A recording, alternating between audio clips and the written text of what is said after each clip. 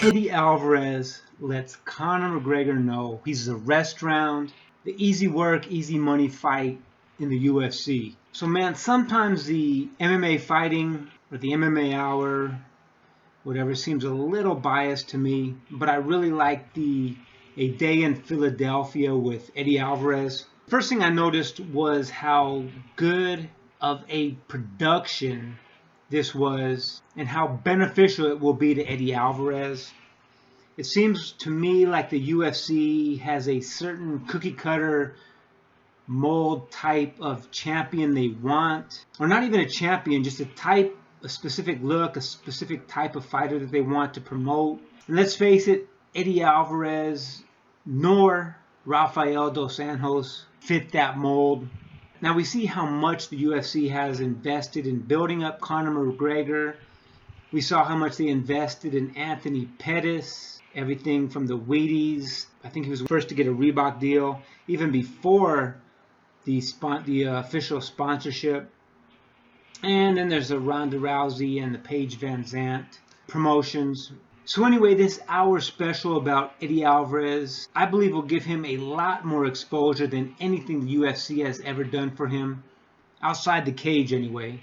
Pettis was a super exciting powerhouse, and he was stopping and dominating people, but so did RDA, and he was given pretty much no promotion. He was put on Fight Pass, so he just obviously didn't fit that mold. So to me, it's always been apparent that the UFC wants a certain type, a certain look for their champions. To me, this Eddie Alvarez special touched on some important points.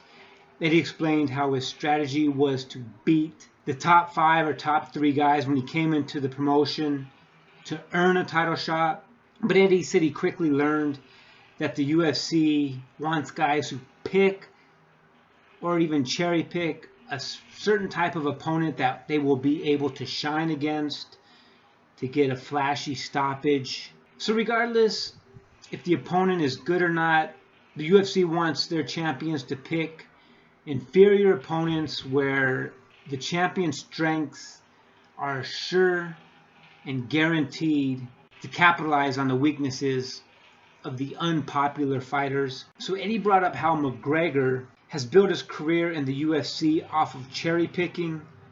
And when you think about it, it seems legit. I mean, look at his most recent fight with Nate Diaz. Everyone knows Diaz never tries to take people down or never shoots in anyway. When he gets them against a cage, he can try, but he's not really effective at that. His main thing is outboxing people, frustrating them, and making them take him down, which works to his advantage because then he can out-grapple them.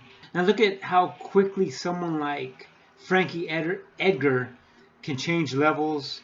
I mean, many people think that Frankie could take Conor down all day and make it look effortless. So when people say that Conor skipped Ricardo Lamas, Dennis Bermudez, Cub Swanson, and yes, again, Frankie Edgar, just to name a few, it does have some legitimacy to it. I mean, everyone knows styles make fights.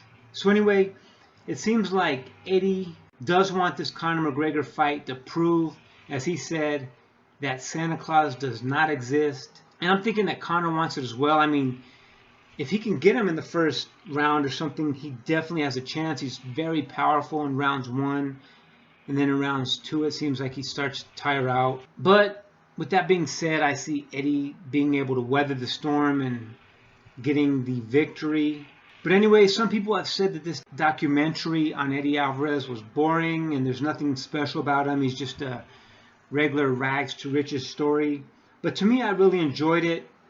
Had good production quality, and I think that it, like I said, it did a lot more for Eddie's career than anything the UFC has ever done to help him or promote him. So I hope the MMAfighting.com does more shows like this. I do think that the Eddie Alvarez-Conor McGregor fight will happen. It'll be interesting to see what happens to the belt, but I think Conor's just too big for 145. Just my thoughts. Take care and have a great day.